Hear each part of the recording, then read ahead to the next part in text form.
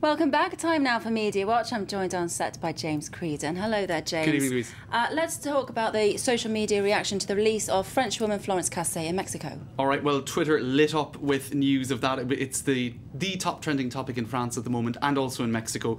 This was, of course, a woman held in held in Mexico rather for 7 years, and she's just been released tonight. I won't go into the facts again. Let's take a look online. At last, justice, says this person on Twitter, Fabrice Villechien, and that's setting the tone really for a lot of the reaction that we've seen. Strength and courage to Florence Cassé. So a lot of support on the French Twitter sphere for Florence Cassé. There's somebody literally declaring that he loves her. A case for shame, says this Mexican Twitter user. Good for Cassé and the Supreme Court, but bad for the rest of Mexican justice system. The world is watching.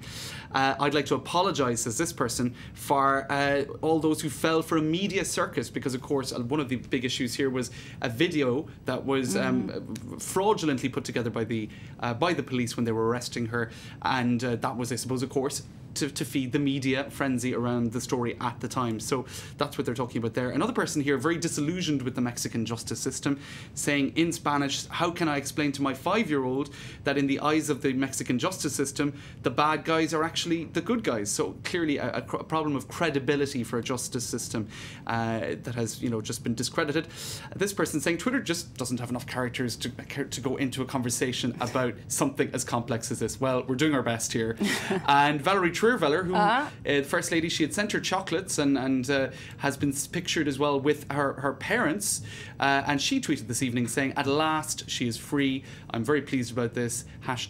#relief. So the cynics would say that François Hollande is trying to benefit from this story. She'll be flying in tomorrow into France. She's going to be getting a special plane in, so of course it'll be an opportunity for the French powers that be to, bask in the glory of the moment. OK, James. Now, another big story today is, of course, British Prime Minister David Cameron saying he'll hold a referendum on Europe. Let's talk about France's former leader, Nicolas Sarkozy. Is he or isn't he planning a trip to London? Right, well, Cameron seems to be pushing Europe away, and here you have Nicolas Sarkozy saying, well, this is the rumour mill, at least, that he could move to London to set up an investment fund. Now, of course, that would be an enormous scandal. Whatever about Gérard Depardieu leaving France, if Sarkozy were to leave France, the former president, over tax issues, as some are saying, to avoid taxes, as some are saying, that would be a massive scandal. The Sun had this headline yesterday, Sarkozy in move to the UK to avoid tax. Now, Sarkozy has denied this, but I thought it was worth reading this sort of editorial piece in the Times of London today,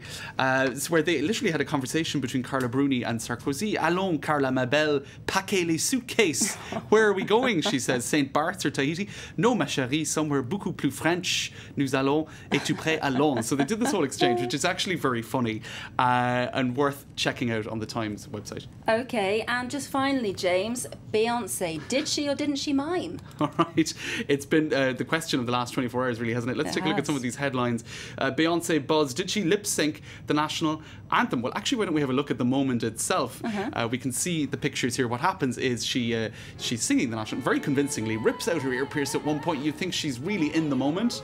And if she did lip sync, it was a very successful rendition of it, because her mouth matches the words of the song as they're coming forth. And look at this passion here at the end, So, everybody. But let's go online and show you what some of the reaction is. Aretha Franklin confesses to laughing at Beyonce's lip-syncing controversy. She, of course, was the person who sang the Star-Spangled Banner in 2009. But, some are also saying, look, it was -5 degrees. It's very cold out there. The Army Band also lip-synced. But maybe what she was trying to avoid, Louise, is a moment such as this one. Now, this was the worst ever rendition of the Star-Spangled Banner, according to some analysts. It was in July of last year. Let's take a listen. Oh, say, can you see by the dawn's early light? Right, now that was Harper Grusin, and but that how was. old was she? Do we know how old she was? She was 11, right? Oh, come on, we've got to give her a break. Okay, I agree with you, but I want to show you one headline.